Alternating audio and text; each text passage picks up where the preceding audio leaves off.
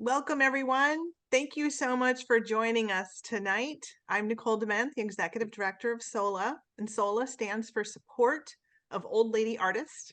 And I am so excited to share our SOLA awardee from 2023, Anne Chadwick Reid, with you tonight. She has agreed to share her perspective and some of the challenges, but lots of benefits and lots of special tips that she's really picked up over the years as a rural artist. So I'm really excited. Thank you so much for being here, Anne. Thank you, Nicole. And I really want to say thank you to SOLA. It means so much to have received this reward. And I am really anxious to share my work and my experience. Well, good. We really appreciate you sharing. You know, we are a Washington state organization, and it's so important that artists outside of the city, the inner city, even the outside of the city itself, just a little bit, that we understand more about the challenges. And as a SOLA awardee, obviously you've done some great things because all your peers decided this woman is the under-recognized woman that we're going to give this award to, and you've done it from beautiful Skagit County. Right. And Yeah. Samish Island in Skagit County. Yeah. So as a Washington state nonprofit organization, I do want to show respect by acknowledging that the lands that we stand on are the traditional lands of the Squaxin, sorry about that, Squaxin, Nisqually, and all Coast Salish peoples. And we specifically honor the Duwamish people with gratitude and the land itself, because SOLA is located in the Seattle region. You're a hand-cut paper artist. Looking at your background, it's absolutely gorgeous. These are your pieces on the wall, is that right? They are. Some of them are Yeah. under construction and others are mistakes and leftovers. You're going to show us a lot more, that's for sure. So shall we get started? Are you ready? I'm ready. And I just want to let people know too that my home and my studio are located on Samish Island, which is the original home of the Samish people. Right. Wonderful. Thank you. So as I mentioned, Anne is our 2023, one of the 2023 SOLA awardees. And tonight she is presenting on the professional insights for rural artists. We really appreciate you being here. And tell us a little bit about living in this beautiful area that you are in. Well, the title rural artist might seem a little maybe confusing because we live in a world where there's really easy access once you're online to a lot of opportunities.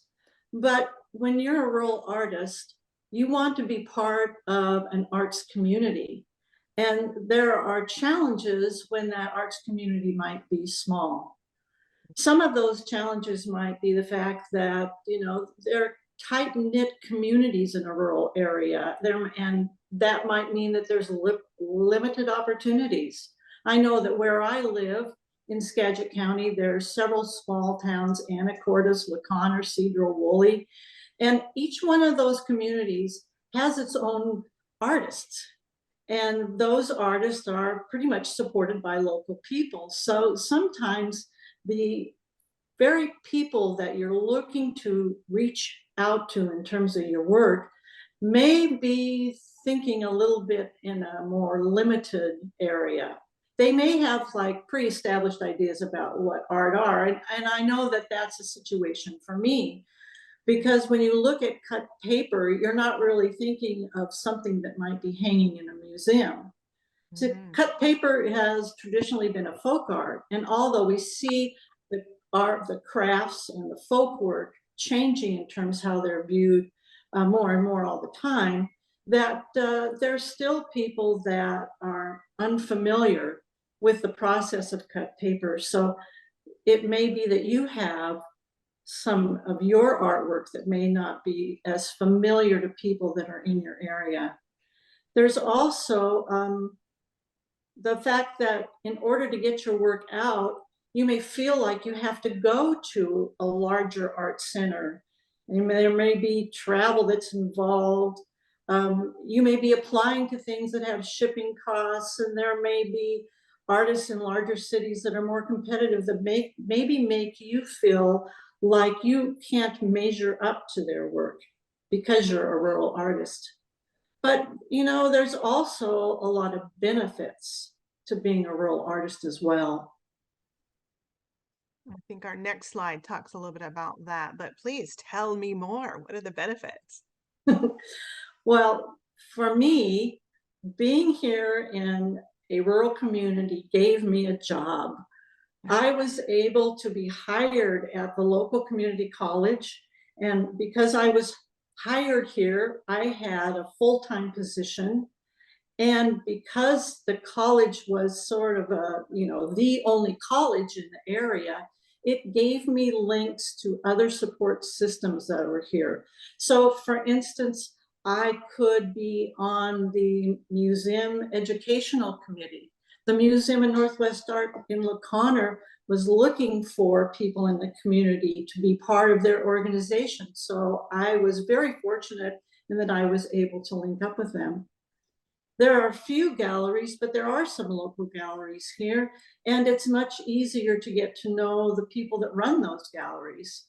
So I would say that my teaching opportunities gave me access to the college, to the museum, with the organizations that are here. The Anacortes Arts Festival is a really important festival that's here locally. It draws people from all over. Because of that, I was able to be on their board, and I was also able to have my work shown in their annual exhibitions.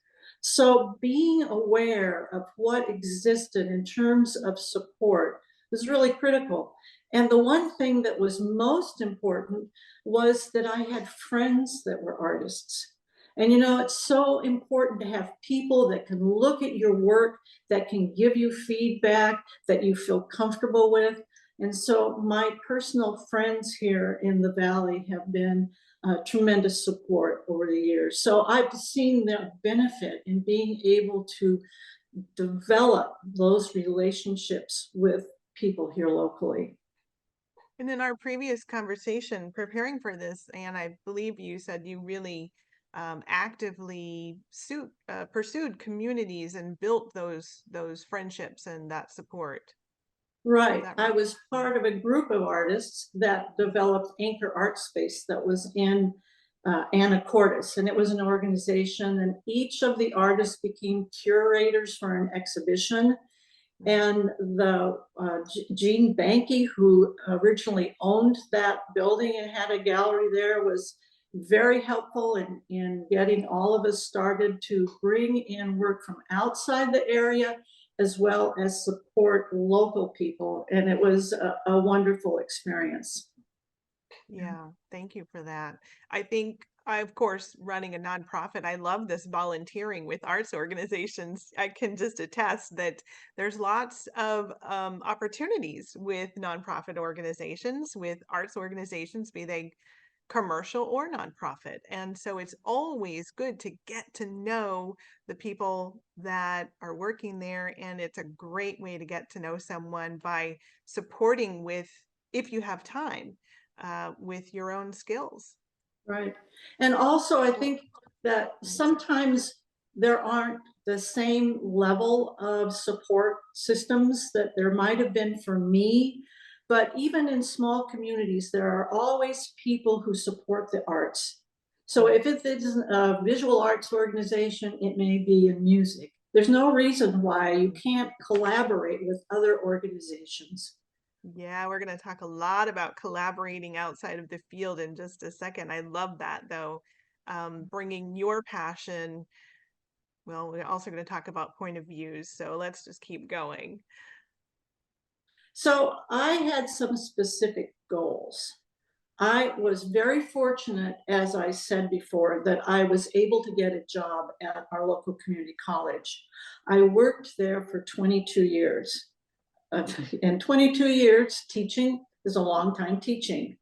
I was also able to run their Skagit Valley Art Gallery, which was another something that I volunteered to do, but it also gave me access to people outside of the area. I knew that I wanted to work in my studio. I knew I wanted to exhibit my work, but I didn't feel from everything that I had done that it was essential that I needed to make a living off my work. And I'm so grateful for that, because by the time I retired, I was really able then to devote myself full time to the studio. Yeah. And I love that you knew what you wanted at that point. You chose. Can you tell us a little bit about what you have here that you chose not to be represented at a gallery? What was that choice? Everybody wants to be a part of a gallery, don't they?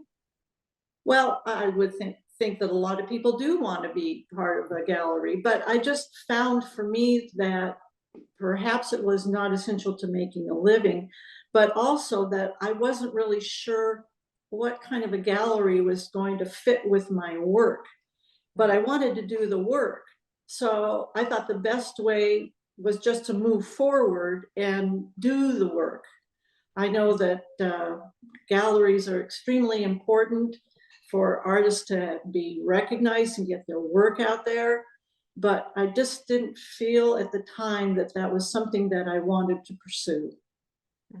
There's all kinds of restrictions potentially that a gallery will put on an artist as well. And I think we'll talk about some of the choices that you decided were important for you that you did not want to be defined by those restrictions as well. So I've told you a little bit about what I wanted to aspire to. And if you're a rural artist working wherever it is that you might be, you might want to ask yourself, what is it that you want to aspire to too? I had a purpose. It was extremely important to me that I deal with the issue of climate change. I do it in a straightforward way. Because I had established that niche for myself, I knew what I wanted to aspire to, and it's directly related to where I live. My rural home, my rural place is what led me to my work. So, why, if you're an artist that is rural, you might want to ask yourself, what do you aspire to, and why would that be? I think the finding out the why is a great question for all artists, no matter what you are doing, and keep going with that why again and again. What's this cute little picture we have here, Anne? This is a picture of my parents and my sister, who she's sitting on the right, and that's me that I'm turning away. I I was so fortunate to have the parents that I had. My dad majored in forestry, and even though he didn't pursue that eventually in his work, it was always at the heart of what we did as a family. Every summer, we spent time up in northern Idaho. We were camping and hiking, and my dad would rattle off the names of all the correct names of the species of the trees. And you can see how young we are there, that it was really at the very beginning that that was part of my world. And then I think if you want to move to the next slide, you can see that, as that continued, part of it was in the national parks and forests as well. So I can remember my dad taking us to Nia Bay and camping out in the dreary ocean weather. I remember going to the Grand Canyon. I remember Yellowstone Park. And so, it was always there, his real love of being out in the natural world. So when I look back over my work now, I know that there's a really strong link to what my parents were able to do for both my sister and I, and my sister is still very much part of being in northern Idaho every summer. So it's carried on in our family. Yeah. I love that long view of the climate too. I mean, you experienced it at these very young ages, and now you can look and see the actual changes that are happening. Right. So Just the your numbers of people. You know, I feel fortunate to have been in these places when I was there. Yeah. Yeah.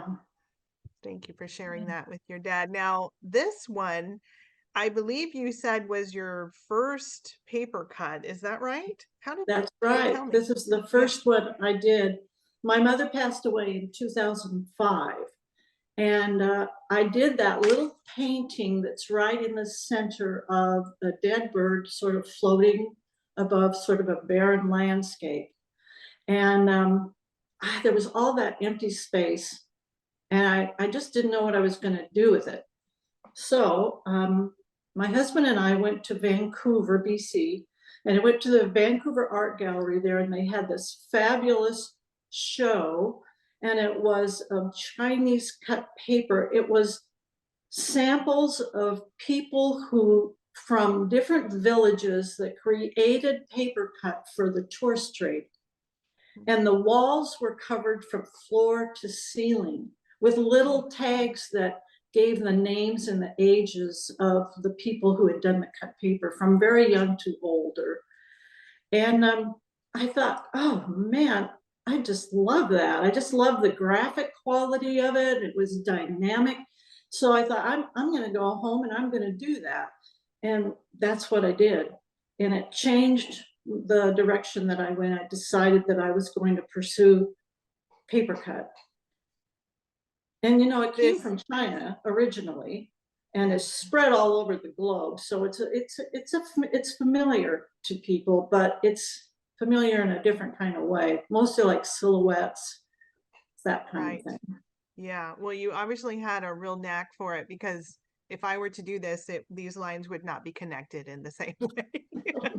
So we're glad that you did this. And is this you?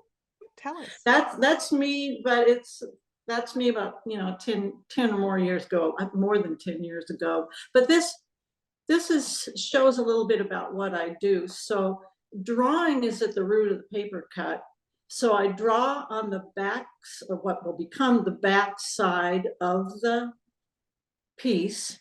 And it's sort of like when you pull a print and you reverse it, and you see the back side. So I draw it out in reverse, and then I fill it in by the areas I'm going to cut by outlining them with white. And it doesn't show so much in this photo, but I usually fill in the white areas so I know where to cut and I don't make mistakes. But it's really simple with an X-Acto knife and a number 11 blade and a ruler and white pencil. And so it's very, very easy in terms of getting your materials together.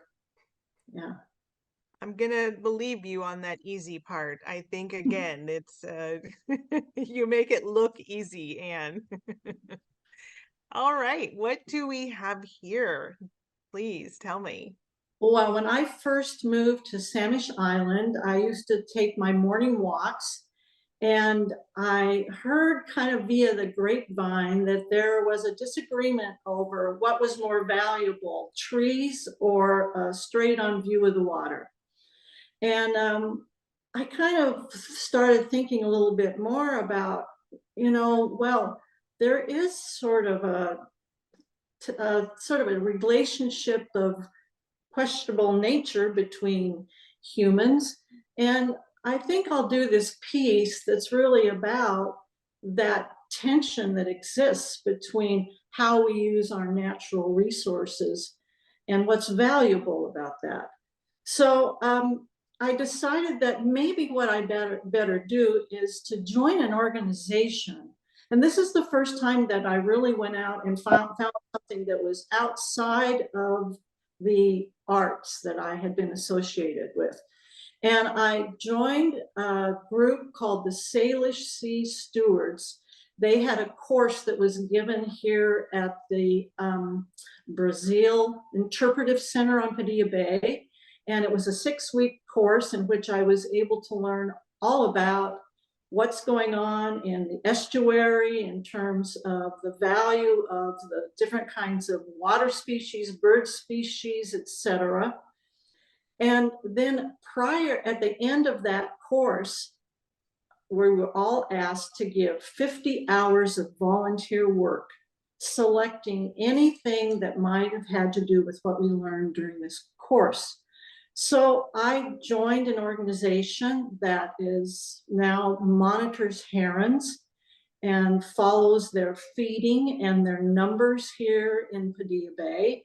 That's Friends of Skagit Beaches. And then I also joined a little bit later an organization called Coast. And I have a good artist friend and I go out and we monitor beach debris for the Coast organization that's there at the University of Washington. And we do that on Bowman Bay that's over in the Rosario area. So that was the first time that I kind of made that bridge out to see myself as doing something beyond my work that would contribute to my work, but also be part of the area that I live in. And then the other thing I did, and that's sort of recently, is I've joined an organization called Earth Creative that believes that climate change, perhaps we can help mitigate climate change through the arts. Wonderful organization that also will provide opportunities for artists to get their work out. So the opportunity in reaching out beyond just the arts to actually make your artwork stronger was a really good idea for me. I really And love it. Oh, sorry. Go no, ahead. go ahead. I just love this. I don't mean to make a pun, but it's kind of punny. This point of view of the artist that you are, that specifically is taking something that is a controversy as a rural artist, and you are bringing this, and it's not like artists in the city don't have the same problems with views getting obstructed by trees, Right. but I think that we often don't we may discount the challenges as they're just a rural challenge, but bringing this perspective through art to many different populations that are seeing this and understanding what this piece called Tree Trap. Right. I Uh, just love how you're bringing that to all the places. Right. And what's nice about the paper cut is that it has a quality about it that is very detail oriented. So it sort of is attracting in one way. You know, people like the details, so they come up close to the piece and then they start to look at the title and whatever, maybe it's my statement, and then they're attracted to it, and then they get an opportunity to understand the message. Yeah. Very good. Speaking of messages, what have we got here, my dear? Well, on this one, I reached out and I think that this particular project was advertised, I believe, on the Artist Trust Opportunities website. And it was a project by the United States Forest Service. It was to celebrate the 50th anniversary of the national parks. And they selected, so I applied to it, and they selected about 10 artists, and they gave every artist a national park. And I was given the Gifford Pinchot National Park down by Mount Adams. I was given a year, and I was to create artwork that was about that specific location. So I was able to go there and meet with the Forest Service people. And one of the things that struck me about it was this massive area of the of fire that was part of that had happened a couple years earlier. So the different areas, the different habitats that were on that hillside were very appealing to me in terms of what I wanted to do with the work. So I created 4 pieces. And I think if you go to the next slide, we can see the first one. This was based upon that slide I just showed you. This is a story about a symbiotic relationship between the white bark pine and the Clark's nutcracker. You can see the bird down there sort of in the lower left above the bark beetle that are around the bottom. The bark beetle, because of climate change, has been attracted to trees and is literally deforesting a lot of the Northwest and beyond. And it depends solely, the Clark's nutcracker depends solely on the white bark pine, which you can see there in the center. It lives off of its nuts.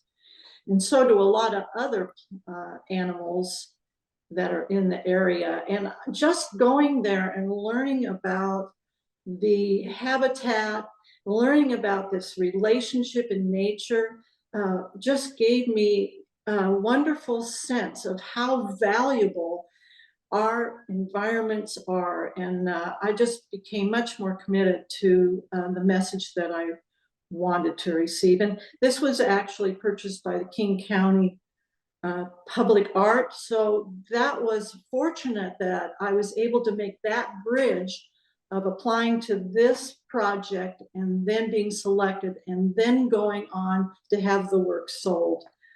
That was a great opportunity. And I think collected in the museum, in the public art collection for City of Seattle. Yeah. And I think if you move through, you can just see quickly, you don't have to stay on any of these slides, but these are just some of the other aspects to that project of pieces that I made for that event. Hard not to stay on them. They're so nice to look at. Beautiful. Thank you so much. You know, and I just want to give a shout out to Artist Trust because we are partners with them with our juried process with the SOLA Award. And they are an incredible resource for all artists, but definitively for artists that are outside of the city hubs. And speaking of art that are artists that are outside, as I was here in teaching at Skagit Valley College, I met a woman who came to me to see if it was possible to teach a night class at the college, and we got to be friends. And then she moved away because she got a job out at the College of the Redwoods in Northern California. And we started to collaborate and created a project where we had artists from there, 4 artists from there, 4 artists from here. They did work about the relationship between these 2 communities that are very, very similar. And this was shown at the Morris Graves Museum of Art in Eureka, and it was also shown at the Museum of Northwest Art here. And it's just made as if they are kind of similar to Chinese scrolls. And there's the birds that are represented from here and there, the snow goose and the cackling goose, the rivers, the Eel River, the Skagit River, and then the giant redwood and the western red cedar, kind of the theme that run through it. This was an opportunity for me to really try a different way of presenting my work. So instead of just having it behind glass, I was able to hang or make these screens and hang them on the wall. And I learned a lot about what I didn't want to do, because paper, you know, is very, very fragile, just like our environment. And I won't do anything this complicated with paper. It's all a learning lesson, but I love how so many connections were made from just getting to know one person that wanted to teach a night class at the college and staying in touch with them. That's wonderful. Right. Thank you for sharing that. And this was an opportunity. This piece is from a show I had here in Anacortes. That was another opportunity to stretch what I can do with paper. And what I learned to do is sort of bend and twist it up off the wall. It's just attached with little map pins to the wall, but you can see from the shadows that come off the edges that it has a real 3-dimensional quality. And this too was someone that was local. It was a small space, but because I had met them ultimately through sort of the Anacortes Arts Festival and through Anchor Art Space, able to have an exhibition, and I could try something like this. This particular piece is a representation of the clouds of pollution that I see across Padilla Bay. where I live. It's the refinery that is located there. And the title of this piece is Plume.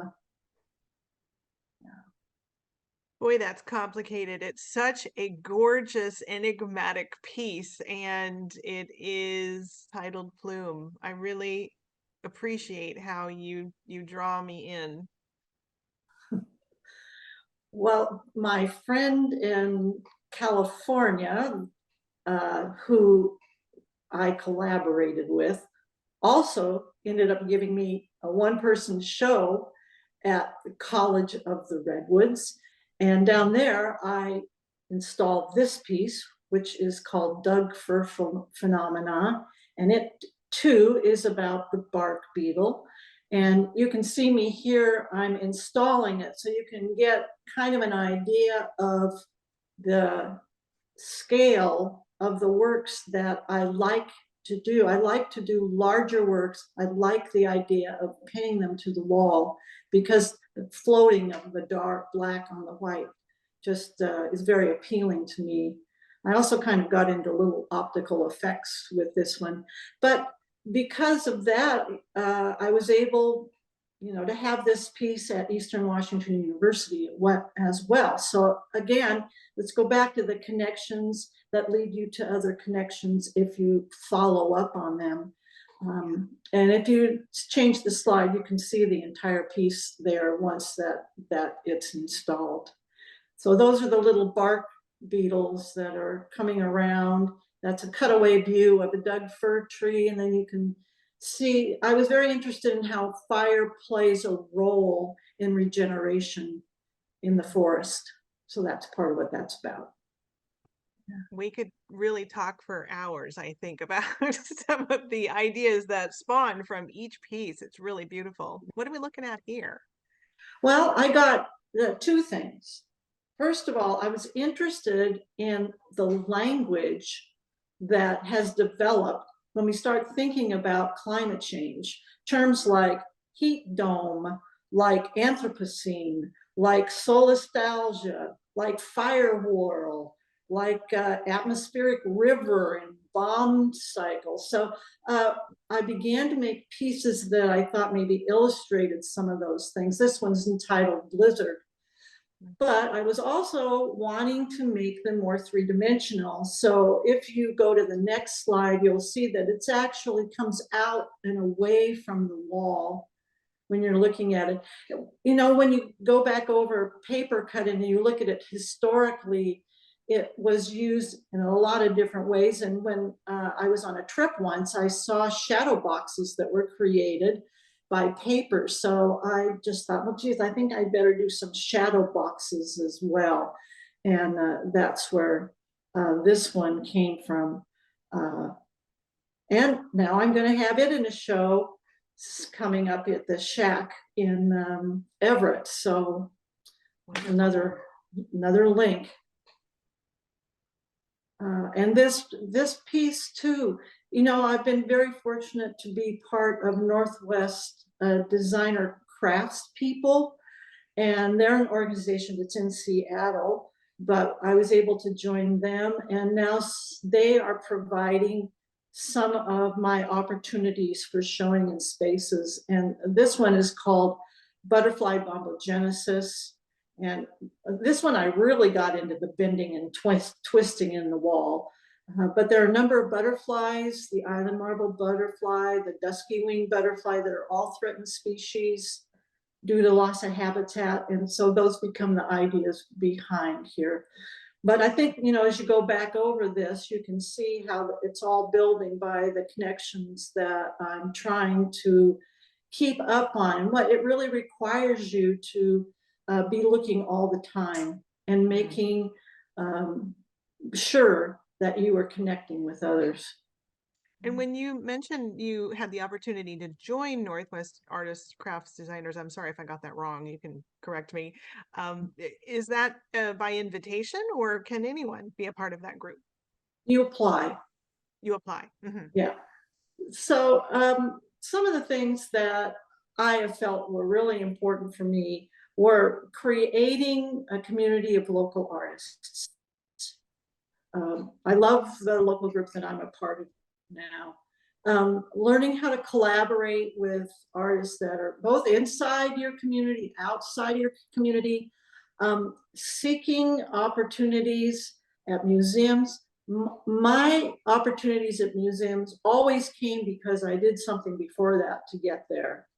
So that's important for me. But what I've noticed is that a lot of art centers in smaller towns are a really rich resource. So I've gone to smaller art centers in Eugene, in Newberg, Oregon, and Moses Lake Art Museum was a smaller venue. That if you really get online and look for smaller art venues, that you will find a lot of opportunity outside your area. Wonderful. Thank you for that. Well, this is a photograph of me monitoring herons. This is actually right in front of my house. I go down to the beach, and we are keeping track and monitoring the numbers.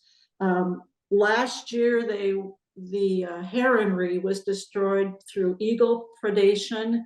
So it's really important this year that we keep account of how they're coming back, and we're looking at where are they being located now.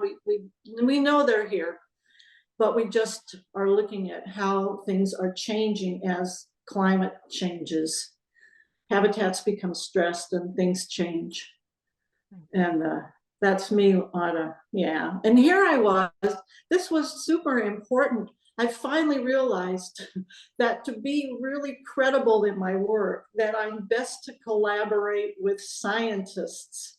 So here I am with two scientists, Roger Fuller, who's a biology researcher in front, and then Terry Nyblack, who's a plant pathologist.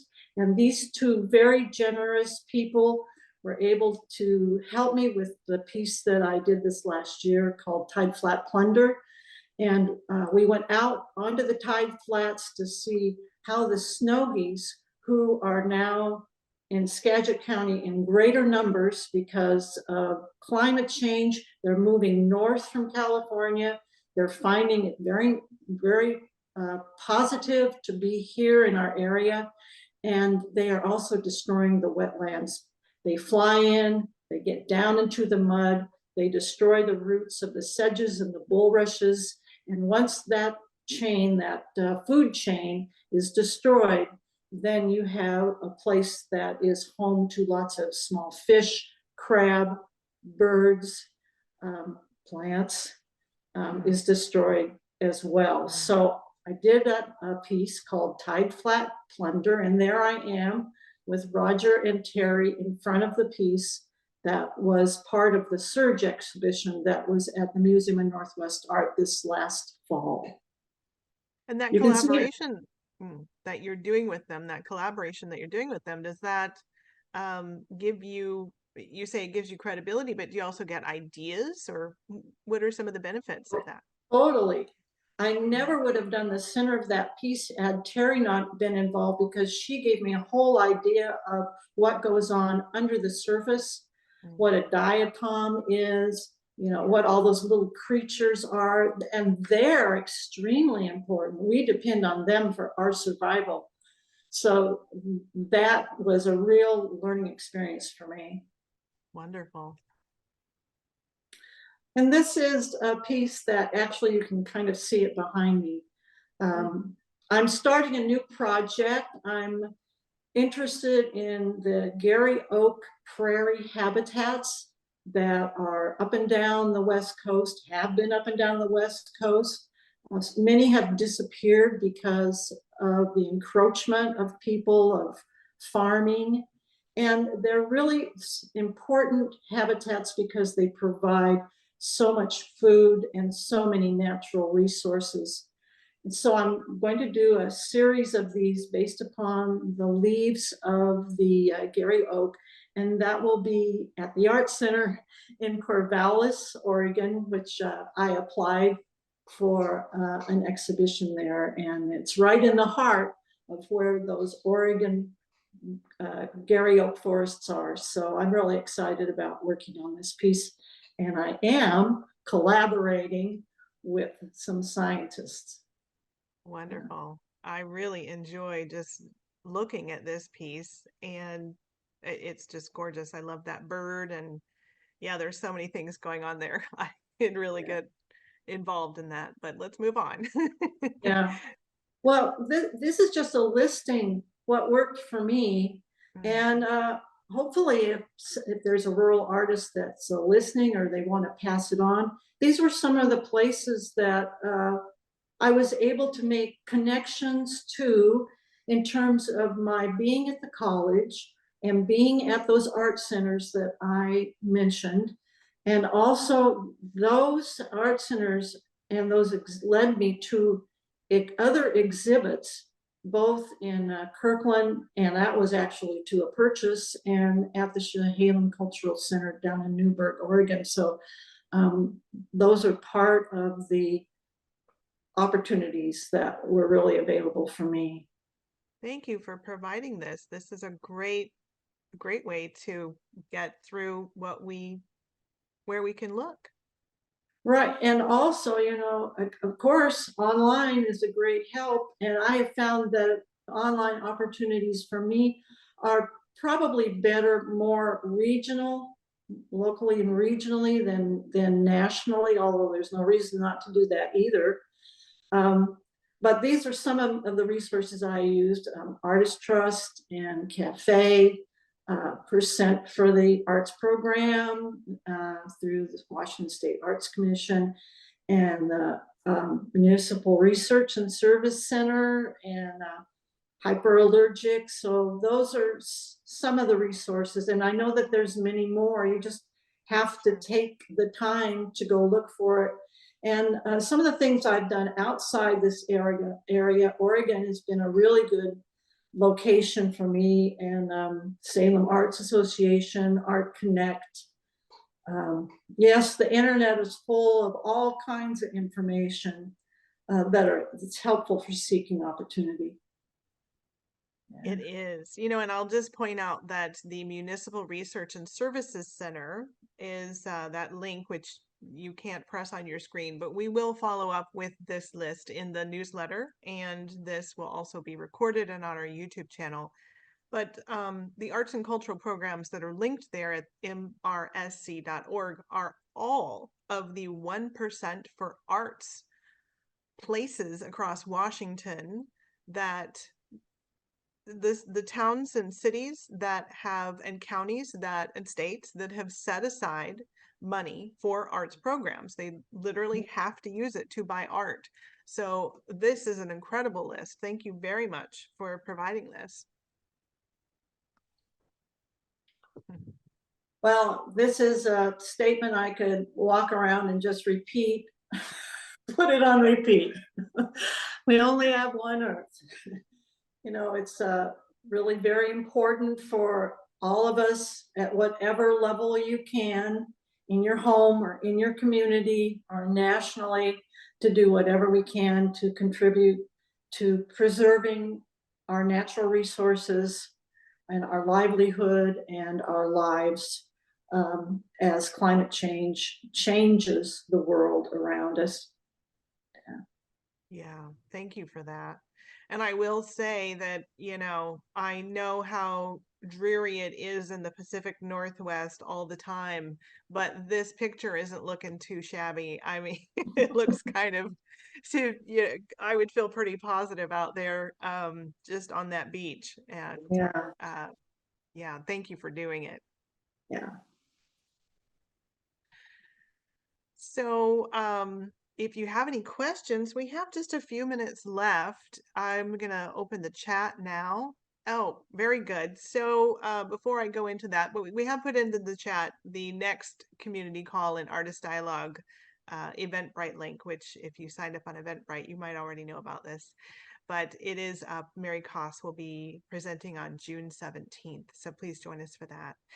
If you have any questions, you'd like to enter them into the chat or any comments, then feel free. Anne, is there anything else maybe that you for sure want to say to the group about being a rural artist? Or Well, what I would like to say to the group is that SOLA is a fantastic organization.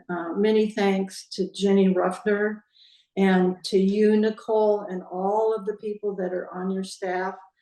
Just being recognized for somebody that has felt like they were sort of outside of the mainstream of art is really a wonderful, wonderful thing. And thank you for all of that. I highly recommend that people take advantage of an opportunity like this to yeah, participate.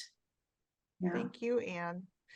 And we have several SOLA awardees on the call today, Linda Wolf, Joan Stewart Ross, and we're going to have 5 more announced very soon. I don't even know who they are, so don't look at me. Artist Trust is doing that process. But, you know, I want to just say, and I know I also want to thank Jenny and Marge Levy and the board of SOLA, and also all of the artists. Like, we couldn't do what we're doing without you. And part of the impetus to create SOLA was to recognize that women are under-recognized. I'm using that word a lot, but I should, because it's happening. And we need to know who is out there, because your voice, I mean, just thinking about what we looked at today, you have provided so much enigmatic work that brings up so many challenges, and it pulls you in that piece right behind you that you're working on with the bird and the stripes. I'm a little bit drawn to stripes, but there's so much in each one that we would go into. And if you weren't recognized, and if you weren't included in the museums with your unique perspective as a rural artist, we would be missing something in the dialogue of our culture. And that goes to all of the women who are under-recognized. And that is what Jenny saw. She looked around at her peers and friends and said, this needs to be known about. It needs to be heard and seen. And it hasn't been the case. And we're just trying 5 women a year at the moment to do that. And hopefully with this conversation to support and encourage all of the women that are listening, no matter where you live, get your work out there. It is an important process for you to be part of our cultural investment. You are a cultural investment. And so invest in yourself, look up those calls, go out and make things happen. Build those support groups in your community, build those networks so that we can know more about who you are and what you think, because it's very, very important. And there.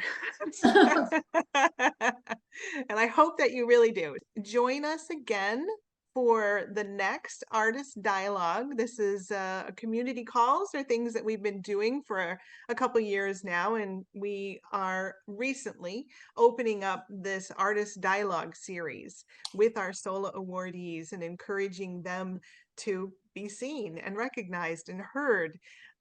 So we invite you back for the next one, and we do these monthly. Our website, solaseattle.org, is a great place to learn more about what we've done, and the YouTube channel has all of the previous ones, of which Joan Stewart Ross kicked off this series for us with a great conversation about passion for color. So join us again, join us in the past. We hope to see you, and good luck to everyone on your journeys forward. Thanks so much, Anne. Yay.